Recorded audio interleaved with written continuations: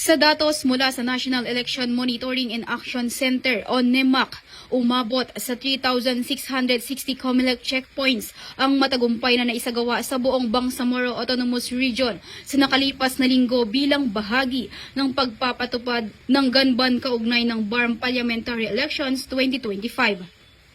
Batay sa ulat, walang naitalang election-related incident mula Agosto 14 hanggang 21 ng kasalukuyang taon. Gayunpaman, dahil sa mas pinaigting na pagpapatrolya ng mga kapulisan, 4 na sibilyan ang naaresto dahil sa paglabag sa nasabing gun ban. 3 dito ay arestado ng Lanao del Sur Police Provincial Office, habang isa naman ay mula sa Maguindanao del Norte PPO at pagkakakumpiska ng 4 na iligal na mga baril.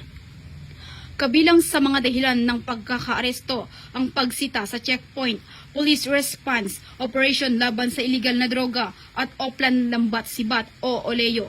Ang mga naarestong suspek at mga nakumpiskang ebidensya ay nasa kustodiya na ng Maguindanao del Norte PPO at Lanao del Sur PPO para sa wastong disposisyon at pagsasampa ng mga kaukulang kaso.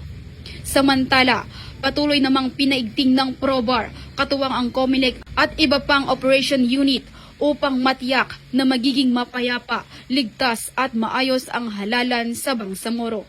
Mula rito sa rehiyon ng Bangsamoro, ako ang inyong Police News Network Correspondent, Patrolwoman Veronica Lagi, alagad ng batas, taga-taguyod ng Balitang Pulis.